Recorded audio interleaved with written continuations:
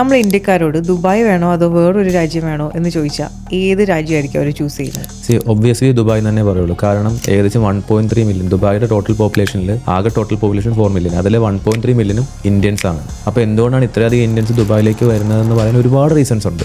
Number 1 reason എന്ന് പറയുന്നത് tax free ആണ്. ഇവിടെ 0% ടാക്സ് ആണ്. ഇതെല്ലാവരും പറയുന്ന കാര്യമാണ്, എന്നാൽ ഞാൻ കുറച്ചുകൂടെ ക്ലിയർ ആയിട്ട് പറഞ്ഞുതരാം. ഇപ്പോൾ സോഫ്റ്റ്വെയർ എഞ്ചിനീയർ ഇന്ത്യയിൽ വാങ്ങുന്ന സാലറി എന്ന് പറയുന്നത് ഇയർലി ഒരു 15 lakhs ആണെങ്കിൽ അതേ സോഫ്റ്റ്വെയർ എഞ്ചിനീയർക്ക് ദുബായിൽ 40 തൊട്ട് 50 ലക്ഷം രൂപ വരെ സാലറി കിട്ടാൻ സാധ്യതയുണ്ട്. ടാക്സ് കൊടുക്കണ്ട. ഇന്ത്യയിലാണെങ്കിൽ 35% ടാക്സ് കൊടുക്കണം. ഇനി ഇപ്പോൾ ബിസിനസ് ആണെന്നുണ്ടെങ്കിൽ കഴിഞ്ഞ വർഷം മാത്രം 22,000 ലൈസൻസ് ആണ് ദുബായിൽ മാത്രം ഇന്ത്യൻസ് ഓപ്പൺ ചെയ്തത്. 22,000 ലൈസൻസ് എന്ന് പറയുമ്പോൾ 22,000 പുതിയ കമ്പനിയാണ് ഇന്ത്യക്കാർ ഈ ദുബായ് എന്ന് പറയുന്ന ചെറിയ സിറ്റിയിൽ ഓപ്പൺ ചെയ്തത്. അതിനും മൾട്ടിപ്പിൾ റീസൺസ് ഉണ്ട്.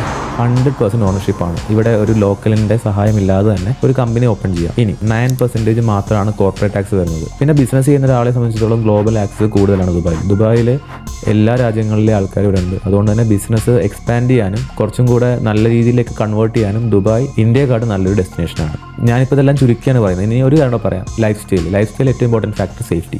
ദുബായ് എന്ന് പറയുന്നത് 4th safest city in the world ആണ്. അപ്പം ഇത്രയും സേഫ് ആയിട്ടുള്ള സ്ഥലത്ത് ഇത്രയും ലക്ഷറി ആയിട്ട് ഇത്രയും നല്ല രീതിയിൽ സമ്പാദിച്ച് ആർക്കും ഗവൺമെന്റ് ടാക്സ് കൊടുക്കാതെ താമസിക്കാൻ പറ്റുന്ന ഒരു സ്ഥലം ഇപ്പോൾ നിലവിൽ ഈ ഭൂമിയിൽ വേറെ എങ്ങുമല്ല.